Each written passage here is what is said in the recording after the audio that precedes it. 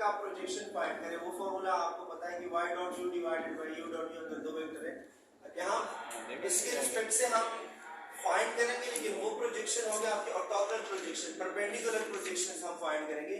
किसी भी ऑर्थोगोनल का जो है अगर कोई वेक्टर है उसके लिए आपने प्रोजेक्शन फाइंड करना है तो वो ऑर्थोगोनल प्रोजेक्शंस होंगे, और वो जो बेसिस फाइंड करेंगे, एक होता है बेसिस, एक होता है ऑर्थोगोनल बेसिस। हमने ऑर्थोगोनल बेसिस यहाँ पे फाइंड करने का, ऑर्थोगोनल बेसिस क्या होता है, देखिए एक होता है बेसिस, बेसिस का तो पता है ना, जैसे कि 3 फॉर एग्जांपल 4 और -1 मैंने लिखा, और इसको मैं लिख लूं कि 2 1 1 2 और लेट -1, और फिर यहाँ पे मैं लिख लूं कि दिस इज, फिर सपोज मैं लिख लूं 1, और यहाँ हम लिख लेंगे दिस इज 1 0, और लेट दिस इज 1 0 और -2 या 1 0 और 1 2, मैंने 2 वेक्टर मिले थे सिंपल। तो अब ये दोनों क्या है इसके, इसको ऐड करेंगे तो वापस यही आएगा, ठीक है, मैंने 2 में रिप्रेजेंट किया, आप 3 में करते हैं, 3 में भी कर सकते हैं, कोई वेक्टर ऐसे ऐड करें तो ये आपका हो जाएगा एक, ये हो जाएगा C1 और ये हो जाएगा U1, ये आपका हो जाएगा C2 और ये U2। तो ये U1 और U2 जो है ये आपके बेसिस है, क्या है ये बेसिस है। तो ये इसकी बेसिस क्या है 1 2 -1, और नेक्स्ट बेसिस क्या है 1 0 और 1, ठीक है, ये क्या है बेसिस है। अब इसी को हम ऐसे भी लिख सकते हैं, ठीक है, इसको हम यूं भी लिख सकते हैं। 3 सबसे इजी मेथड जो मैंने बता दिया था, 1 0 1 4 0 1 0 और प्लस 0 0 1 3 -1 2 0 0 और 1। अब ये तीनों क्या है इसके स्टैंडर्ड बेसिस, ये भी इसकी बेसिस है, लेकिन ये स्टैंडर्ड बेसिस है।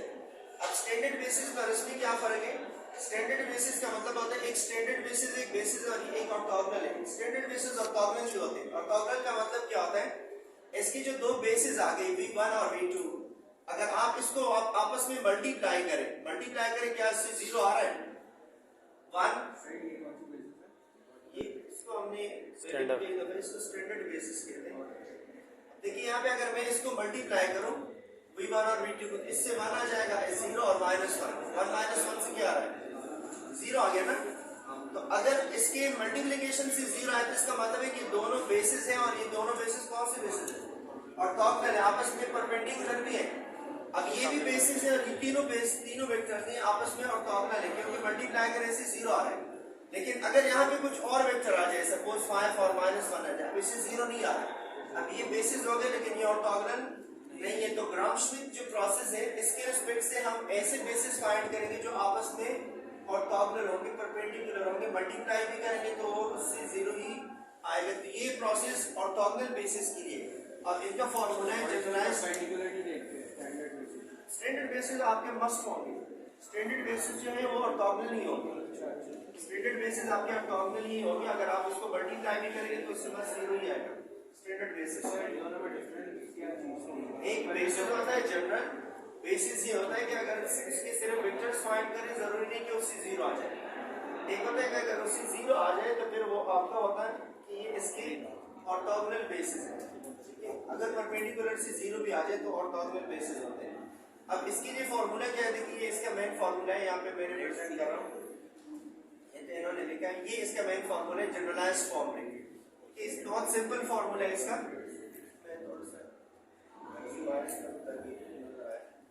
देखिए अगर कुछ बेसिस वेक्टर्स गिवन है W स्पेस की U1 से लेकर UP तक या X1 से लेकर XP तक कोई नाम दे दें, तो पहले आप इसमें जो बेसिस फाइंड करें, बेसिस वेक्टर्स फाइंड करेंगे। तो एक वेक्टर को मैंने नाम दिया सपोज V1, ये वेक्टर आपके इस गिवन वेक्टर की इक्वल होगा डायरेक्ट।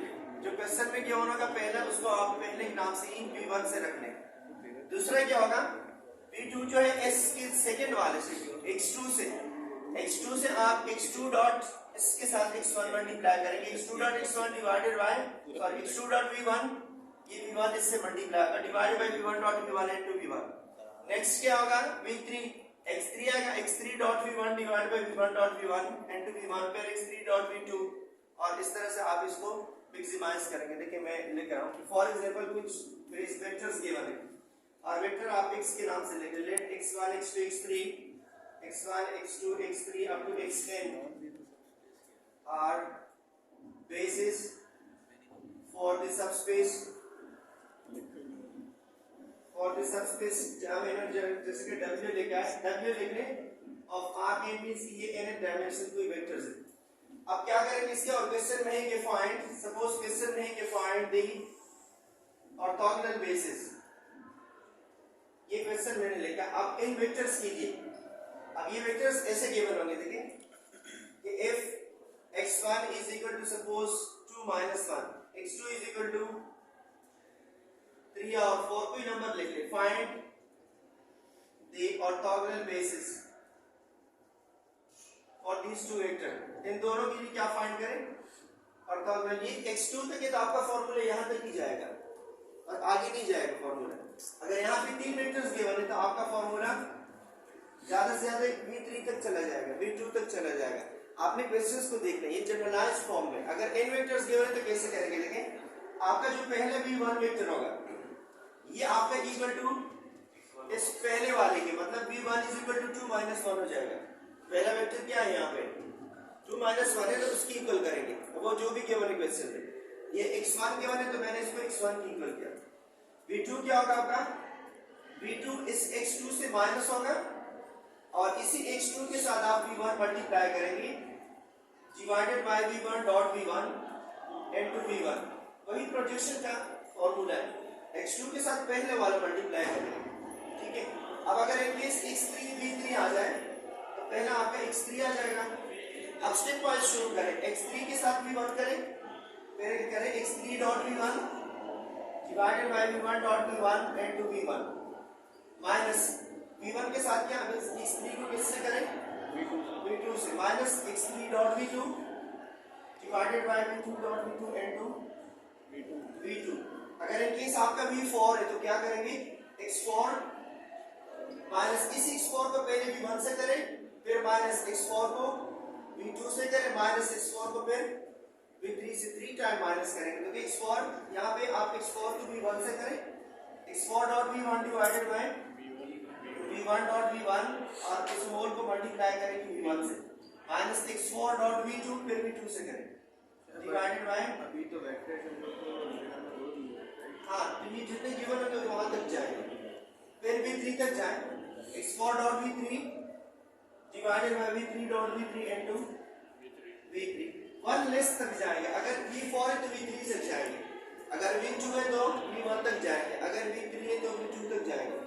तो ये आपका जनरलाइज्ड फॉर्मूला इसी तरह जाएगा।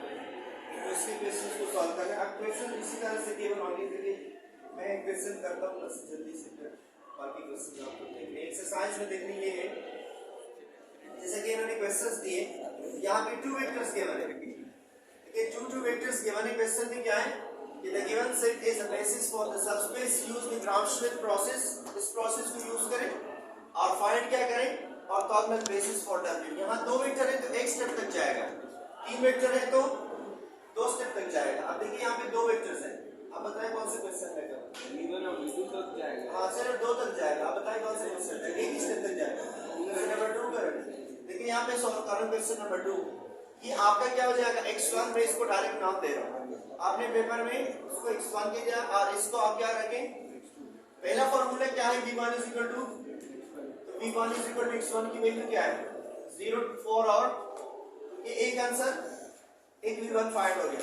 अब v2 क्या करेंगे, x2 minus x2 dot v1 divided by v1 dot v1 into v1। x2 की वैल्यू क्या है, x2 की वैल्यू यहां से उठाए 5, 6 और माइनस 7, माइनस x2 के साथ v1 को मल्टीप्लाई करेंगे, x2 है ये v1 है, मल्टीप्लाई करें v1 मतलब x1, इसको मल्टीप्लाई करें 0, 24 माइनस 14 से क्या आएगा 10, v1 dot v1 means x1, इसके ऊपर स्क्वायर लिए 0 स्क्वायर प्लस 16 प्लस 4 20 आ जाएगा इनटू v1 और v1 की वैल्यू रख लें। v1 का मतलब क्या है, v1 मींस क्या मल्टीप्लाई कर देखिए आपने 10 कैसे आ गया, देखिए मल्टीप्लाई हो जाएगा ना, देखिए 0 सही है, 24 सही है, माइनस 14, सही है, 24 माइनस 14 से 10 आ जाएगा। और v1 की वैल्यू क्या है, आपका फर्स्ट वेक्टर v1 है 0, 4 और 2, तो ये हो जाएगा 5, 6 माइनस 7 और इसको मल्टीप्लाई करें, इससे आ जाएगा 1 अपॉन 2 ये 1/2 0 से मल्टीप्लाई करें तो 0 हो जाएगा, 1/2 4 से करें तो 2 आ जाएगा, 1/2 2 से करें तो 1 आ जाएगा। अब इससे ये सब्ट्रैक्ट कर दें, 5 - 0 5 6 - 2 4 -7 और -1 -8 ये आपका V2 आ गया और ये आपका V1 था। तो बेसिस क्या है आपके ऑर्थोगोनल बेसिस, ऐसे लास्ट में इस तरह से लिखेंगे, ऑर्थोगोनल बेसिस आर, ऐसे एक कर्ली ब्रैकेट बनाएं और पहले V1 लिख ली, V1 क्या है 0 4 और 2 और सेकंड आपका V2 क्या है 5 4 और -8, ये आंसर आ जाएगा। अब अगर आपने चेक करना है कि ऑर्थोगोनल है कि नहीं तो देखिए मल्टीप्लाई करें से बस 0 आएगा। फर्स्ट को फर्स्ट से करें 0 16 -16 0 आ रहा है, दोनों ऑर्थोगोनल है आपस में, ठीक है। यहाँ तक आपका एनफ है। इस एक्सरसाइज में 6.4 में टोटल जो क्वेश्चन है ऑर्थोगोनल बेसिस है। अब देखिए कोई अगर मैट्रिक्स फॉर्म में गिवन हो या वेक्टर फॉर्म में, दोनों एक ही बात है। ये मैट्रिक्स फॉर्म में, इसका मतलब ये आपका क्या है x1, ये हो जाएगा आपका x2 और ये आपका आ जाएगा x3। ये फॉर्मूला थर्ड स्टेप तक जाएगा, बाकी यही सिंपल चीज है। आपके 3 फाइंड होंगे, V1 फाइंड होगा, V2 और V3, जितने वेक्टर्स होंगे इतने बेसिस होंगे। और एंड में सर लिखेंगे इसी फॉर्म में। हाँ ये लास्ट में इस तरह रहेंगे, पहले V1 है फिर V2 फिर V2, वहां पे नेक्स्ट V3 के फॉर्मूले में यूज होगा। तो आपकी इसमें टोटल 12 क्वेश्चन